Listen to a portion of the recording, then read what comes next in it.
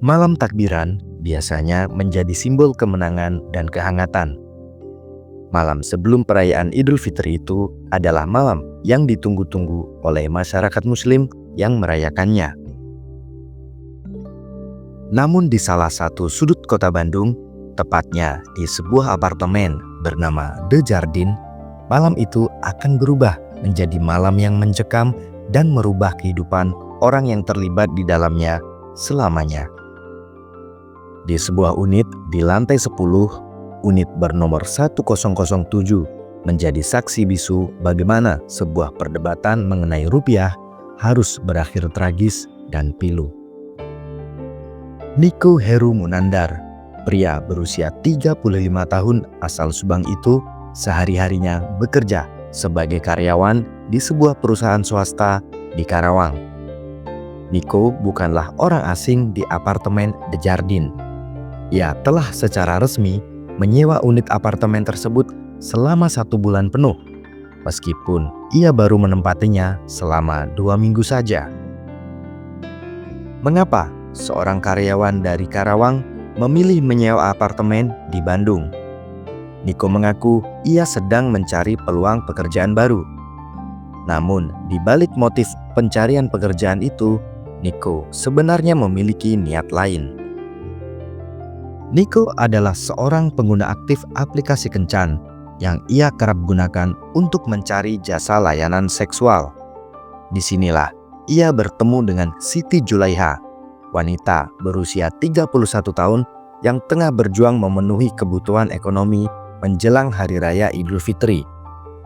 Pertemuan mereka pada malam takbiran 9 April 2024 bukanlah sebuah kebetulan, melainkan hasil dari kesepakatan yang telah mereka lakukan sebelumnya di aplikasi kencan. 9 April 2024, pukul 10 malam, kota Bandung mulai terasa dingin. Siti Julaiha tiba di Tower D apartemen The Jardin. Melalui pesan WhatsApp, keduanya telah sepakat pada angka 2 juta rupiah untuk layanan long time. Artinya, Siti harus bersama Niko hingga 12 jam ke depan. Awalnya semua berjalan normal, tidak ada yang ganjil sampai beberapa jam kemudian. Mereka melakukan hubungan suami istri, kemudian mereka mengobrol, layaknya 2 orang yang baru saja berkenalan. Namun waktu terus berjalan menuju dini hari. Hingga pukul 2 pagi, Siti Julaiha mengungkapkan keinginannya untuk pulang lebih awal. Ia teringat akan kebutuhan lebaran yang belum lengkap. Ia ingin mengejar waktu belanja sebelum pasar-pasar penuh sesak di pagi hari. Sehingga keesokan harinya, dia berharap bisa merayakan lebaran dengan layak seperti orang lain. Namun bagi Niko, ini adalah pelanggaran kontrak. Ia merasa sudah membayar untuk waktu yang jauh lebih lama. Kalau kamu mau pulang sekarang, aku hanya akan membayarmu 1 juta rupiah, kata Niko. Sebuah tawaran yang langsung memicu api konflik. Siti tidak terima. Ia merasa waktunya tidak bisa dibayar murah. Ia justru menaikkan taruhannya. Jika kamu ingin aku tetap di sini, bayar aku 4 juta rupiah, kata Siti. Perdebatan itu memanas di dekat jendela unit apartemen 1007. Angka 4 juta rupiah itu seolah menjadi pemantik ledakan di kepala Niko. Mereka berdebat mempertahankan kepentingan masing-masing. Dan dalam kondisi emosi yang tak terkendali, Niko tiba-tiba menerjang Siti. Dan aksinya tidak berhenti di situ. Dia melanjutkan dengan kedua tangannya yang mencengkram leher Siti Julaiha dengan sangat kuat. Siti mencoba melawan, namun ia terdorong jatuh hingga terlentang di lantai. Dan dalam situasi itu, Niko tidak melepaskan cengkramannya. Niko justru mencengkram leher Siti dengan lebih kuat lagi. Setelah Siti tak lagi bergerak, Niko baru menyadari apa perbuatannya. Namun, alih-alih mencari bantuan, ia justru diselimuti ketakutan. Dia melihat ke arah wajah Siti. Dia melihat mata Siti yang melotot, dan dia merasa ngeri. Ia kemudian mengambil sweater milik Siti dan menutupi wajahnya. Dia ingin meniadakan kenyataan bahwa ia baru saja telah mencabut nyawa seseorang. Keesokan paginya, 10 April 2024, pukul 7 pagi, Niko melangkah keluar dari unit apartemen 1007. Ia mengunci pintu, membawa kunci itu bersamanya, dan berjalan melewati lorong apartemen untuk menuju lift. Ia tidak menyadari bahwa setiap langkahnya terekam oleh kamera CCTV yang terpasang di berbagai sudut gedung apartemen. Rekaman inilah yang nantinya akan menjadi kunci utama bagi kepolisian untuk mengungkap kasus ini. Niko segera melarikan diri ke Jakarta. Sementara itu, di Bandung, kecurigaan mulai muncul. Sarah, teman Siti Julaiha, merasa ada yang tidak beres.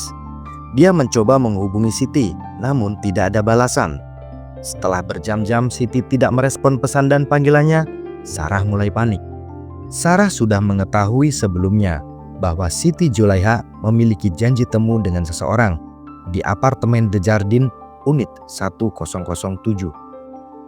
Untuk mengetahui kondisi Siti, Sarah segera mendatangi apartemen The Jardin, menemui pengelola dan meminta agar pengelola bersedia membuka unit 1007. Tapi pengelola menolak karena pengelola apartemen tidak bisa begitu saja membuka unit apartemen yang telah tersewa. Unit 1007 itu tetap terkunci rapat dengan Siti Julaiha yang mulai membiru berada di dalamnya.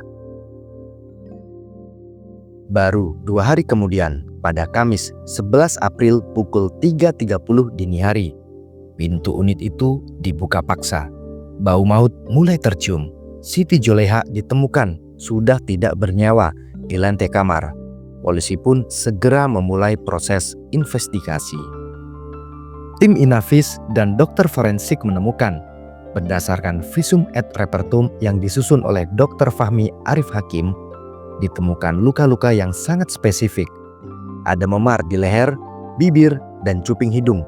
Namun yang paling krusial adalah adanya resapan darah pada kulit kepala bagian dalam dan otot leher.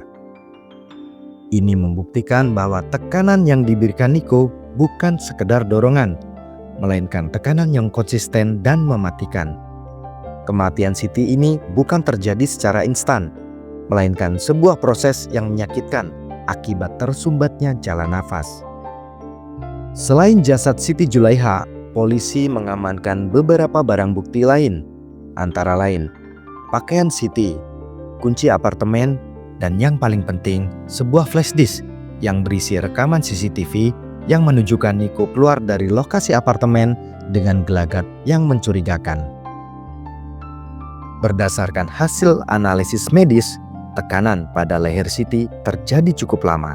Siti mengalami apa yang disebut dalam istilah medis sebagai hipoksia, sebuah kondisi di mana jaringan tubuh kekurangan oksigen karena jalan nafasnya telah tertutup rapat.